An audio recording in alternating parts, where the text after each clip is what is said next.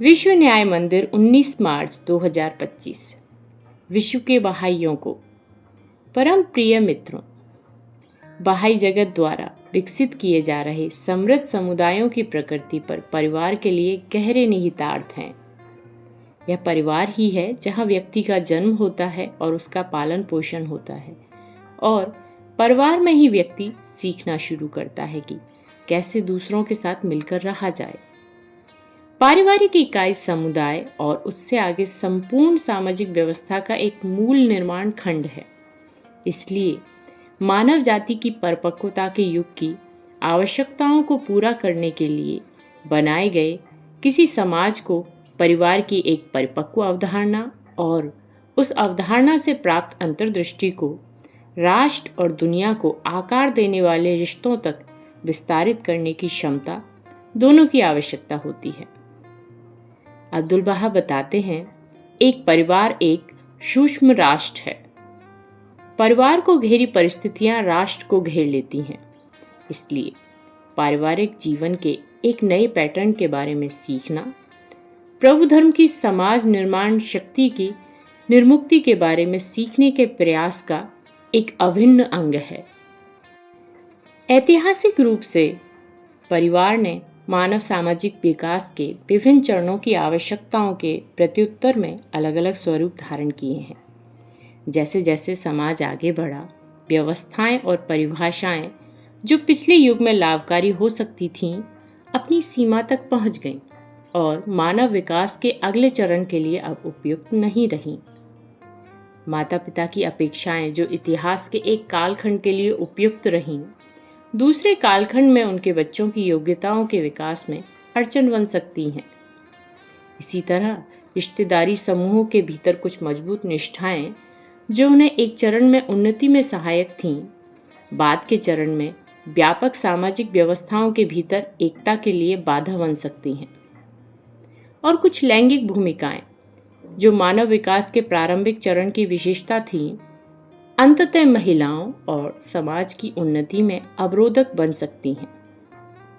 अब्दुल बहा बताते हैं कि पिछले युगों के विचारों और सिद्धांतों का पुनर्मूल्यांकन किया जाना चाहिए। मानवता को अब नए गुणों और शक्तियों, नए नैतिक मानकों, नई क्षमताओं से ओतप्रोत होना चाहिए, क्योंकि युवा काल के उपहार और आशीर्वाद यद्यपि मानव जाति की किशोरावस्था के लिए समीचीन और पर्याप्त थे, अब इसकी परिपक्वता की आवश्यकताओं को पूरा करने में असमर्थ हैं।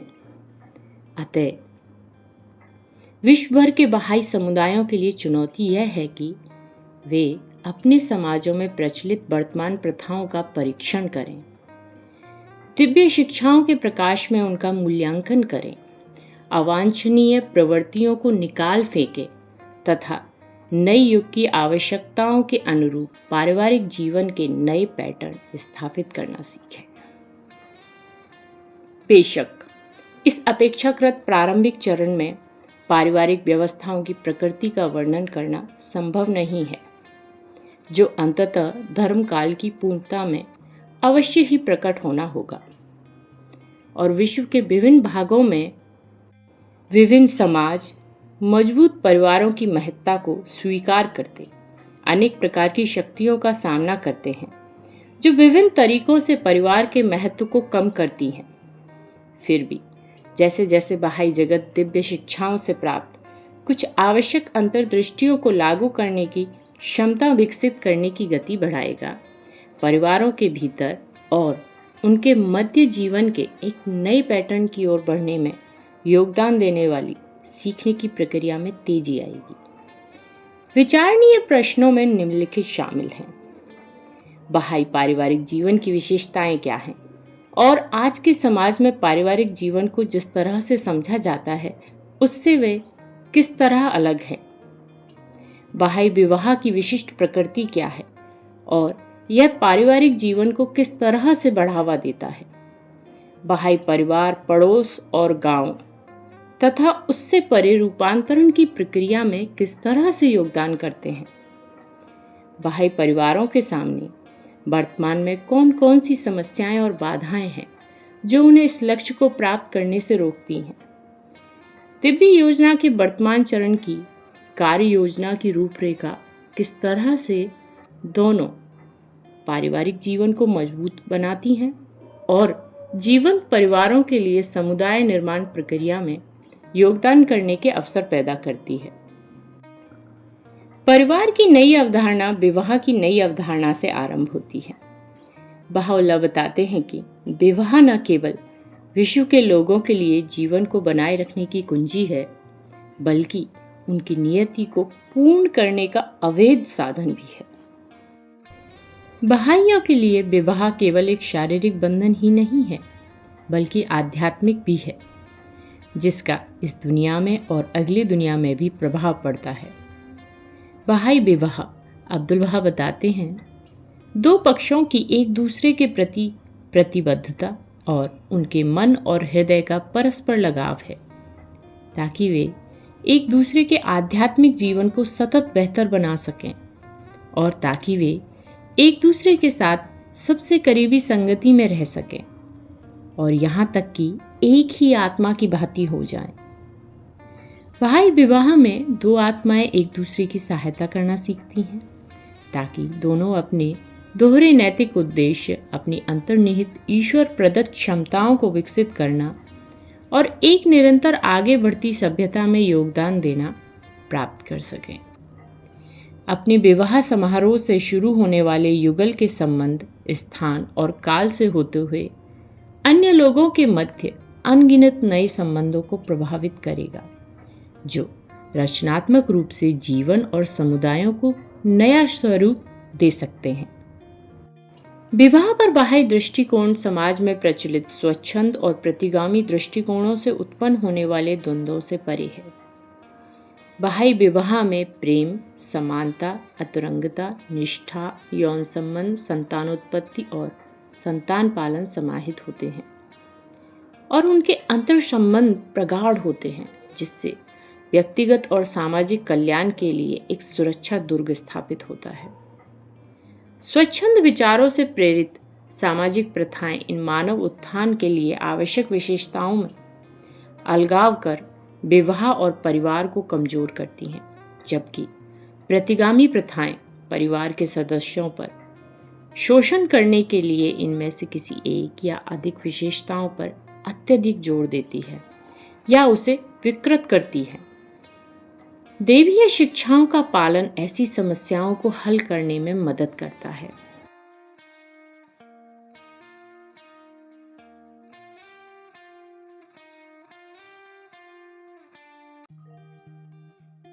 पवित्र लेखों में पाए जाने वाले बहाई विवाह की सभी विशेषताओं के निहितार्थों के बारे में विश्व भर में विविध सांस्कृतिक परिस्थितियों में बहुत कुछ सीखने की आवश्यकता है।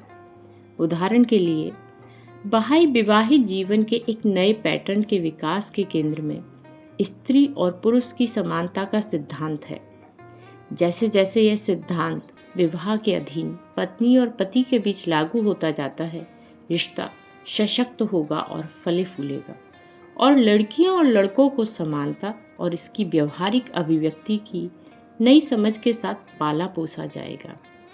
इस प्रकार इस सिद्धांत के प्रभाव धीरे धीरे भविष्य की पीढ़ियों तक फैलेंगे और महिलाओं की उन्नति में तब तक योगदान देंगे जब तक कि अब्दुल बहा की यह अपेक्षा की महिलाएं विश्व के मामलों में पूरी तरह से और समान रूप से भाग लेंगी, समग्रता से साकार नहीं हो जाती। विवाह से परिवार का निर्माण होता है और बहाई परिवार के सदस्यों को जोड़ने वाले स्वस्थ संबंध न्याय और पारस्परिकता पर आधारित होते हैं। प्रत्येक सदस्य को अवश्य ही उसके अपेक्षित अधिकार प्राप्त हों। प्रत्येक अपनी धारित जिम्मेदारियों को पूरा करे। अब्दुल बहा बताते हैं, बहाउल्लाह की शिक्षाओं के अनुसार परिवार एक मानवीय इकाई होने के नाते अवश्य ही पवित्रता के नियमों के अनुसार शिक्षित होना चाहिए। परिवार के बंधन की अखंडता लगातार ध्यान में रखी जानी चाहिए और व्यक्तिगत सदस्यों के अधिकारों का उल्लंघन नहीं किया जाना चाहिए। परिवार के सदस्यों के बीच इन स्वस्थ रिश्तों को सचेत रूप से विकसित करने की आवश्यकता होती है। बहाई परिवार में विवाहित दंपति सच्चे सहभागी होते हैं, एक दूसरे के अधीन नहीं होता है। वे मिलकर जीवन की चुनौतियों का सामना करते हैं, चाहे वे आध्यात्मिक हों, भौतिक हों या सामाजिक। प्रार्थना, अध्ययन, परामर्श और कार्यों की समीक्षा के माध्यम से। उदाहरण के लिए, बच्चों की शिक्षा से संबंधित निर्णयों पर विचार करें। बाह्य पवित्र लेख माँ को बच्चे की पहली शिक्षिका के रूप में पहचान करते हैं और इस संबंध में उसके विशेषाधिकारों का समर्थन करते हैं। कि अब्दुल बहा ने कहा है, वास्तव में माताएं ही अपने बच्चों की प्रसन्नता, महान भविष्य, विनम्र तरीके और सीख और निर्णय, समझ और आस्था का निर्धारण करती हैं। तथापि पिता भी उनकी शिक्षा और पालन पोषण की जिम्मेदारी उठाता है और इस महत्वपूर्ण कर्तव्य से किनारा कर इसे माँ के ऊपर अकेले ही नहीं छोड़ सकता। और जबकि इस भूमिका में माँ का सहयोग करना और यह सुनिश्चित करना कि इस कारण उसे किसी प्रकार की प्रतिकूलता का सामना न करना पड़े। पिता परिवार को आर्थिक रूप से सहायता करने का अनुवर्ती दायित्व संभालता है। इसका अर्थ यह नहीं है कि यह भूमिकाएं अडिग रूप से तय हैं। पवित्र शिक्षाओं की अपनी समझ के आधार पर दंपति अलग अलग व्यक्तिगत और सामाजिक परिस्थितियों के प्रत्युत्तर में परिवार के मामलों को प्रतिबंधित करने का सबसे अच्छा तरीका निर्धारित करते हैं। विवाहित जीवन का प्रत्येक चरण संबंधित चुनौतियों और अवसरों को प्रस्तुत करेगा, इस बात को सुनिश्चित करते हुए कि पत्नी और पति दोनों की आध्यात्मिक, बौद्धिक और व्यावसायिक प्रगति हो। दंपति को सहयोगात्मक और प्रभावी ढंग से प्रबंधित करने का प्रयास करना चाहिए। परिवार के सहयोगात्मक वातावरण में माता पिता अपने बच्चों को भक्ति, सद्गुण और सेवा का सार्थक और उद्देश्यपूर्ण जीवन जीने सीखने के लिए ध्यानपूर्वक मार्गदर्शन देते हैं। इस उद्देश्य से अपने उदाहरण और अपने दैनिक जीवन और परस्पर क्रिया के पैटर्न के साथ साथ अनगिनत वार्तालापों के माध्यम से माता पिता अपने बच्चों में बढ़ती जटिलता के साथ आध्यात्मिक गुणों, अभिवृत्तियों, आदतों और सक्षमताओं का शैशवावस्था से परिपक्वता तक बाल विकास के हर चरण में उनके तरीकों और दृष्टिकोणों को अपनाते हुए प्रेमपूर्ण पोषण करते हैं। कम आयु से ही बच्चे ईश्वर की ओर उन्मुख होना और उससे प्रेम करना, प्रार्थना करना और प्रतिदिन ईश्वर के लेखों का पाठ करना, स्वयं को आध्यात्मिक गुणों को विकसित करने का प्रयास करती कुलीन आत्मा के रूप में देखना, स्वयं से पहले दूसरों को प्राथमिकता देना और इन गुणों को देखभाल और सहयोगात्मक संबंधों में व्यक्त करना सीखते हैं। जैसे जैसे वे आगे बढ़ते हैं, वे कठिनाई के आदी होने, आत्म अनुशासन और जवाबदेही का अभ्यास करने, स्वयं को भुला देने और कला एवं विज्ञान का ज्ञान प्राप्त करना सीखते हैं। और जैसे जैसे वे अपने बलबूते पर दुनिया में कदम रखते हैं, वे सेवा की अभिवृत्ति विकसित करने, ईश्वरीय शिक्षाओं को फैलाने और लागू करने, मतभेदों को सुलझाने और परामर्श में भाग लेने, संविदा में दृढ़ रखने, विश्व की बेहतरी के लिए काम करने और स्वयं को उन चीज़ों की ओर निर्देशित करना सीखते हैं जो अनंत सम्मान की ओर ले जाती हैं।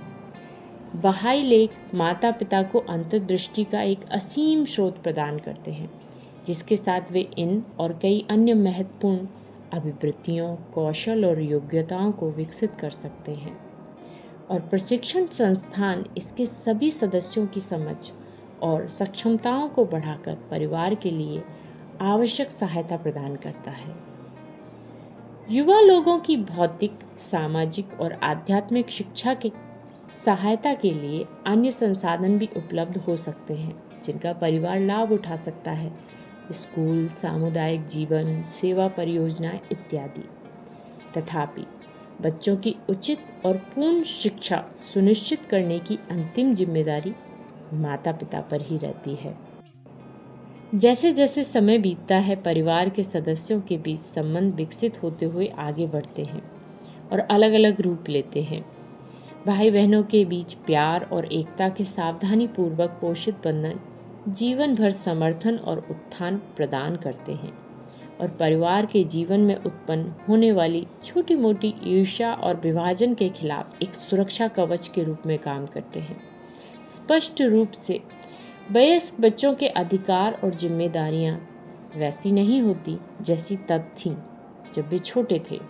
माता पिता को ऐसे बदलावों के प्रति संवेदनशील होना चाहिए, क्योंकि वे अपने बच्चों को परिपक्वता के लिए तैयार करते हैं और बड़े होने पर अगली पीढ़ी के भीतर स्वायत्तता और जिम्मेदारी को ध्यान से बढ़ावा देते हैं।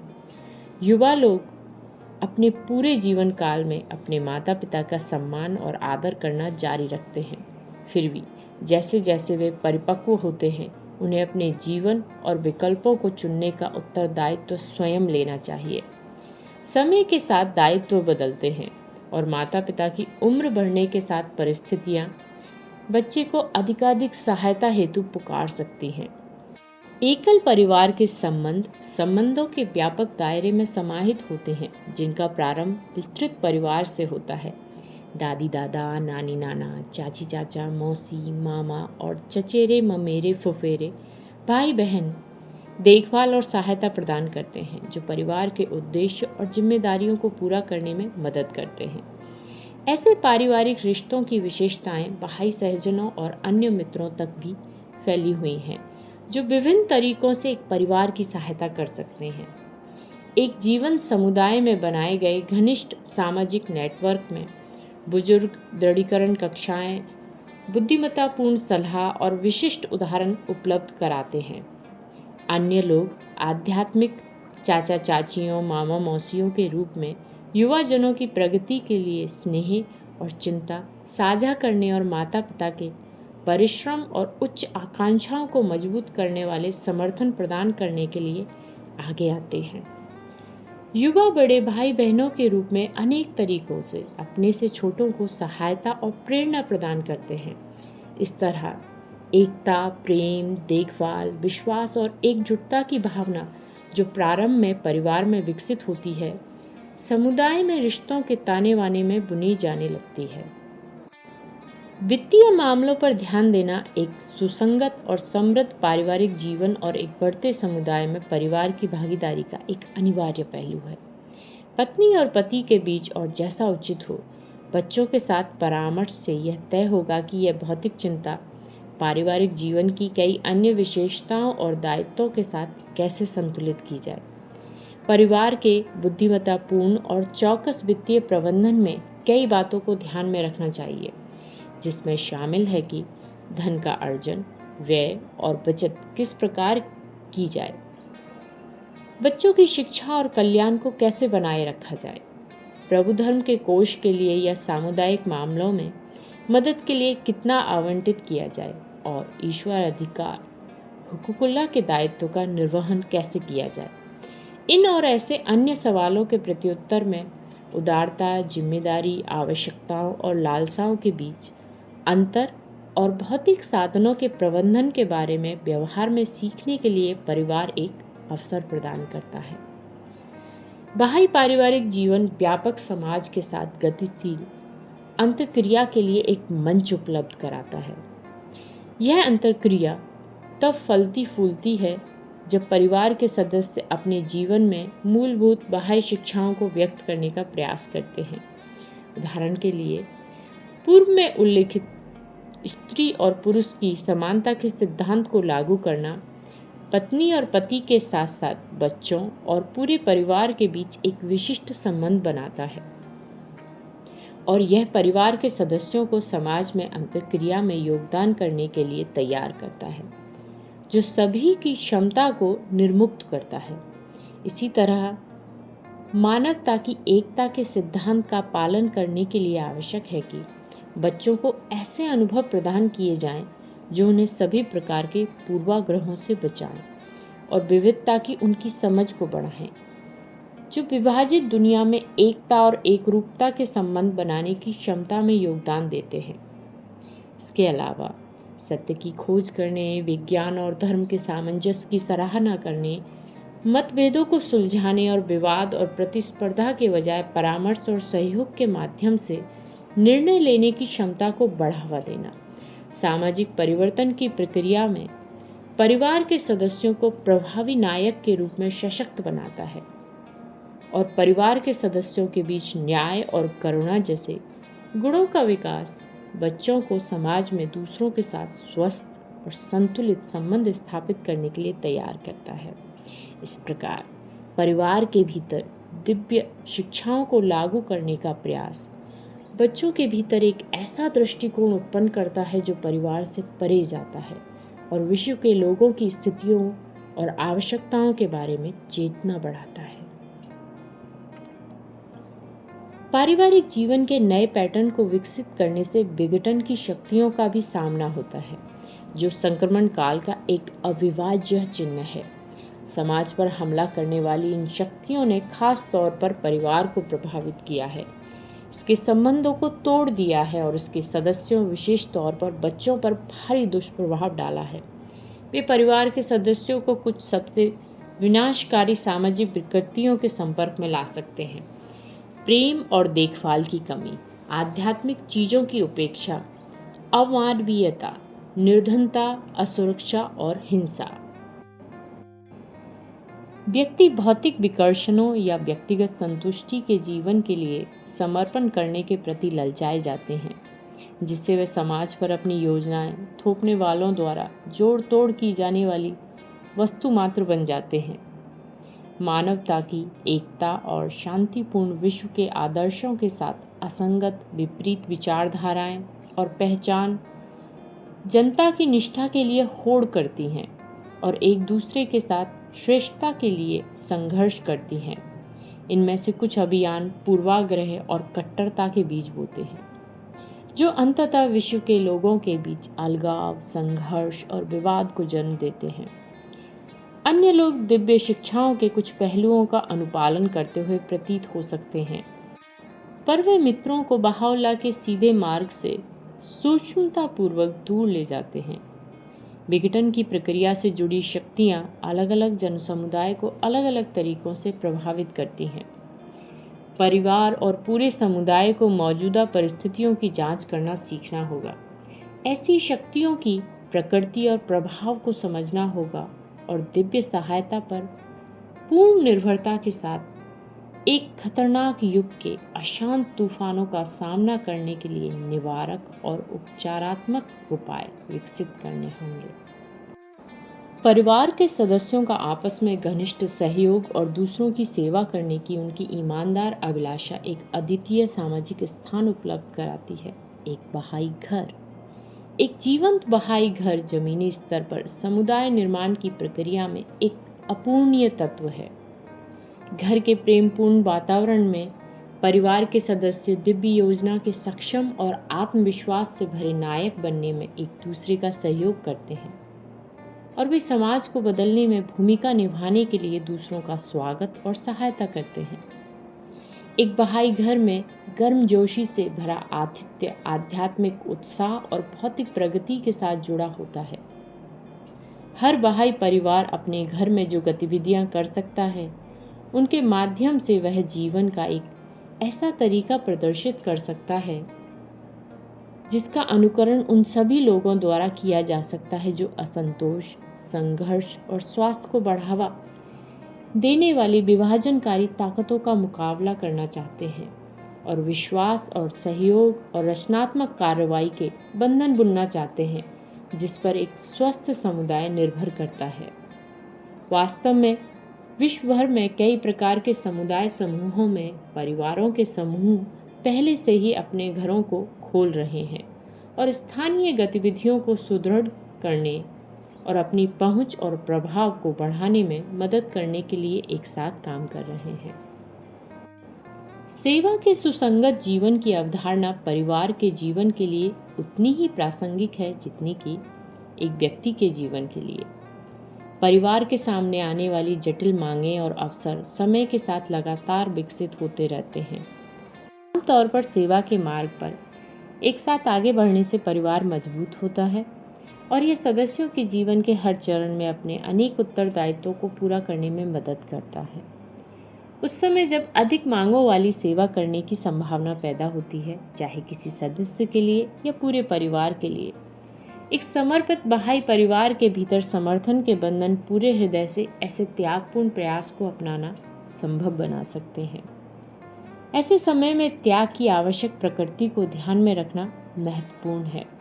जिसे अब्दुल बहा ने समझाया है, ईश्वर की वस्तुओं के लिए मानवीय स्थिति की चिंताओं को त्यागना।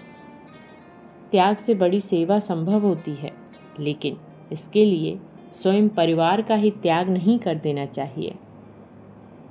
जब हम 9 वर्षीय योजना की प्रगति का सर्वेक्षण करते हैं, हम मित्रों के समर्पित परिश्रम के प्रति विस्मय और गहरी प्रशंसा से भर जाते हैं। दुनिया भर में विभिन्न परिस्थितियों वाले स्थानों पर हम व्यक्तियों, समुदायों और संस्थाओं के सहयोग से उत्पन्न होने वाले त्यागपूर्ण प्रयासों की एक श्रृंखला को देखते हैं। जब मित्र समुदाय निर्माण की प्रक्रिया में उत्सुक जन समुदाय को सम्मिलित करते हैं, शिक्षा और सामाजिक बेहतरी के लिए कई तरह की परियोजनाओं का प्रारंभ करते हैं, प्रभु धर्म के काम को नए स्थानों पर ले जाते हैं और सेवा के सुसंगत जीवन में निहित कई प्रतिबद्धताओं का समन्वय करते हैं और उत्पीड़न की बाधाओं या अव्यवस्थित दुनिया की उथल-पुथल के बावजूद मित्र अपने उच्च लक्ष्यों की ओर दृढ़ता से बढ़ते रहते हैं। विश्व भर में अनगिनत आत्माएं अपनी परिस्थितियों और क्षमताओं की सीमाओं के भीतर प्रभु धर्म की समाज निर्माण शक्ति को और अधिक मात्रा में निर्मुक्त करने का प्रयास कर रही हैं। इन उद्देश्यों की ओर आने वाले वर्षों और दशकों में बहाई परिवारों द्वारा निभाई जाने वाली भूमिका अधिक से अधिक आवश्यक और प्रभावशाली होगी। बहाई जीवन के इस आवश्यक घटक को मजबूत करने के लिए सभी मित्रों को महत्वपूर्ण योगदान देना है। मेरा घर शांति का घर है। बताते हैं कि अब्दुल बहा ने कहा था, मेरा घर आनंद और प्रसन्नता का घर है। मेरा घर हंसी और उल्लास का घर है। जो कोई भी इस घर के द्वार में प्रवेश करता है, उसे प्रसन्न हृदय से बाहर जाना चाहिए। यह प्रकाश का घर है। जो कोई भी यहाँ प्रवेश करता है, उसे प्रकाशित होना चाहिए। प्रिय मित्रों, आपके परिवार और घर मानवता को बनाए रखने के लिए अधिकाधिक एक आश्रय और स्तंभ बनते रहें। विश्व न्याय मंदिर।